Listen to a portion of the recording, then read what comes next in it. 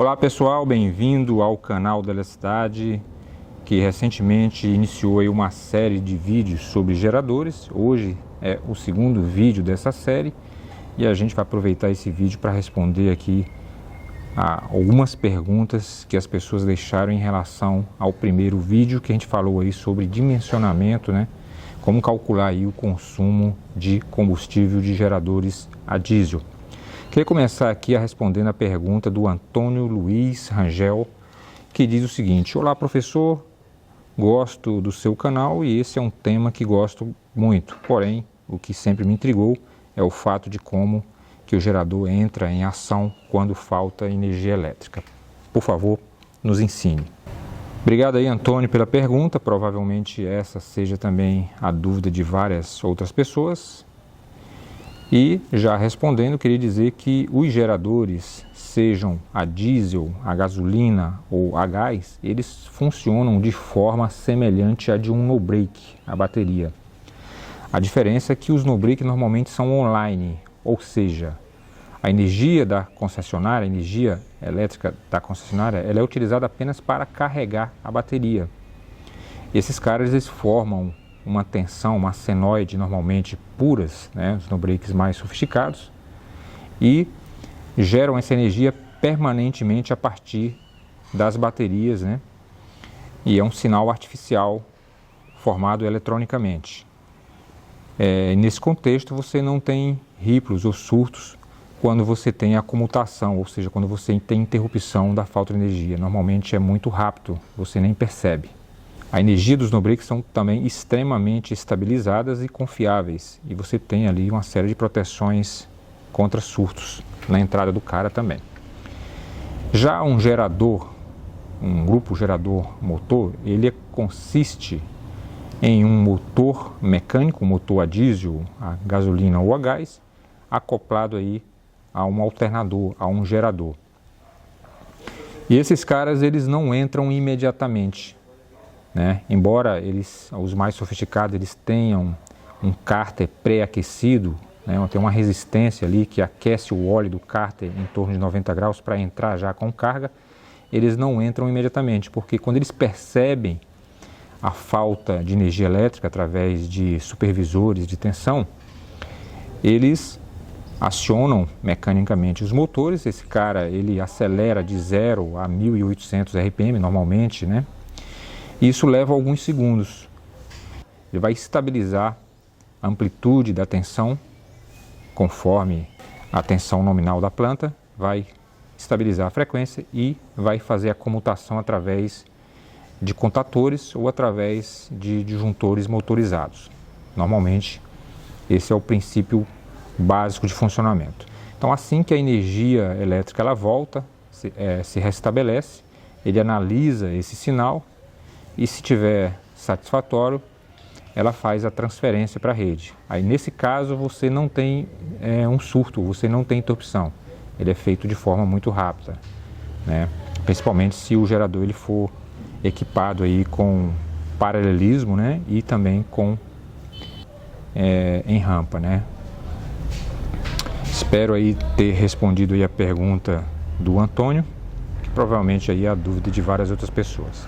Aqui tem uma pergunta da Josi JBA, ela diz o seguinte: testei um tempo com o meu gerador de 81 kVA, das 17 às 20 horas, e não vi vantagem. O gerador gasta 5 litros por hora, total 60 por dia. Josi, realmente não é para todo mundo, realmente isso não vai funcionar com todo mundo, é por isso que a gente tem que fazer um cálculo e é isso que a gente vai aprender nos próximos vídeos, tá?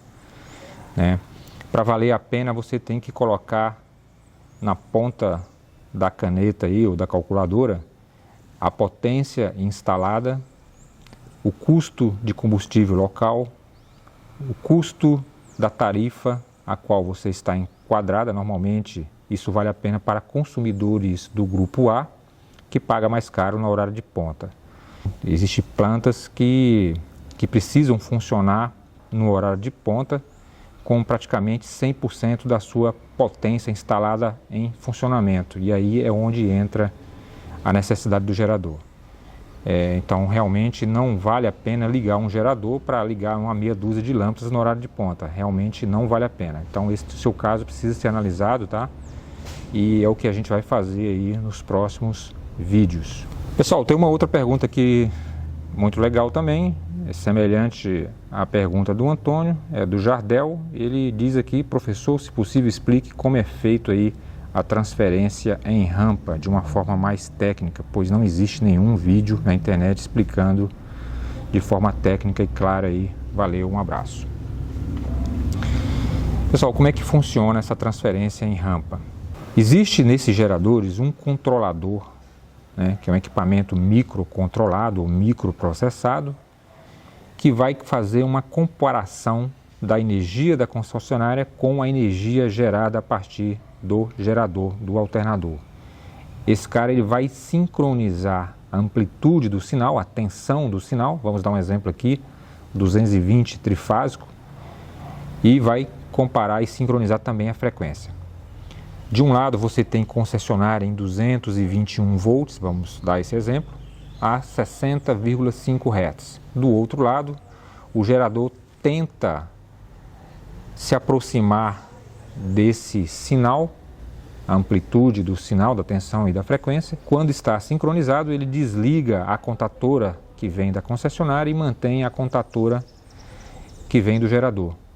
E você não tem ali surtos ou ripples, né, e nem percebe quando ele entrou, é de forma suave, por isso que chama a transferência em rampa. Da mesma forma, para sair, a saída é semelhante. Ele fecha a contatora da concessionária, faz um sincronismo e desliga a contatora ou o disjuntor motorizado aí do gerador. E dessa forma ele sai de forma imperceptível, tá? Agora, quando você tem interrupção do fornecimento de energia elétrica, você vai realmente não tem jeito. Aí você vai ter aí um tempo de transição entre a aceleração do motor, a estabilização do sinal e a entrega aí da energia para a carga, tá? Espero ter respondido aí a pergunta do Jardel de uma forma simples. E pessoal, tem uma outra pergunta aqui do Jamerson Leite. Ele pergunta o seguinte: para ter a anuência da distribuidora quanto à instalação do grupo gerador, é necessário entrar com um novo projeto que contemple o mesmo? Fale sobre isso. Jamerson, para você ter um gerador de energia elétrica na planta, você não precisa necessariamente entrar com um projeto junto à concessionária, a não ser que você vá fazer paralelismo temporário, que é quando o gerador ele fica em paralelo com a rede da concessionária por alguns segundos. E nesse contexto é necessário você entrar com um projeto, ter a aprovação, né, da concessionária e também parametrizar aí os relés de proteção, né? Exemplo, um relé CEPAM, você precisa parametrizar esse cara para evitar que surtos gerados pelo seu gerador atinja a rede da concessionária, ou para evitar aí que você produza energia elétrica que vai parar na rede da concessionária quando a mesma estiver bloqueada ou fora de operação, né? Esse é o sistema anti-ilhamento. Então, o seu relé de proteção precisa enxergar quando não existe a presença da energia da concessionária e não fazer o paralelismo nesse momento, até porque é completamente impossível você fazer isso se não existem sinais para comparar, tá? Então, se você for fazer o paralelismo temporário, sim, é necessário informar e ter a aprovação e anuência aí da concessionária. Inclusive, é crime você fazer paralelismo sem comunicar ou sem parametrizar aí os relés de proteção aí, normalmente ficam nas cabines primárias de medição. Tá? Ok, pessoal, está chegando aqui ao final desse bate-papo. No próximo vídeo eu gostaria de falar sobre correção de fator de potência em instalações que têm grupos geradores rodando na emergência ou na ponta, tendo em vista que quando o gerador entra, normalmente eles tiram, quando houver, é claro, os bancos fixos que ficam nas buchas dos trafos. E nesse contexto a concessionária, né, ela passa a enxergar um transformador em vazio. E aí quando você não tem esse capacitor lá, porque foi retirado aí pelo gerador, você acaba pagando reativos aí, tá? Então a gente vai ensinar no próximo bate-papo, explicar como resolver esse problema apenas fazendo uma manobra muito simples. Por definição, esses bancos de capacitores normalmente eles têm uma potência de 3% da potência do trafo e eles têm que ficar permanentemente ali na bucha do transformador 24 horas por dia.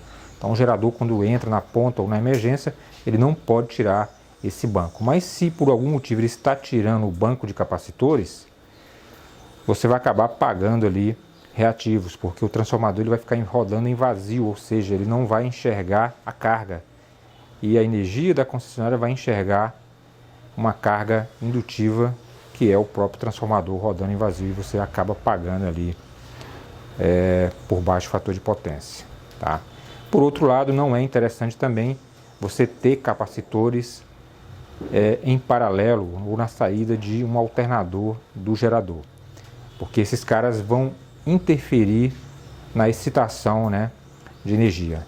A placa que faz a excitação, ela fica brigando ali com o capacitor. O capacitor ele tende a aumentar a tensão e a placa tende a abaixar e o capacitor ele fica brigando. E nisso você tem problemas de qualidade de energia ou você tem problemas de queimas prematuras aí de semicondutores que ficam dentro dessas placas excitadoras. Tá? A gente vai falar mais sobre isso também. Então é isso.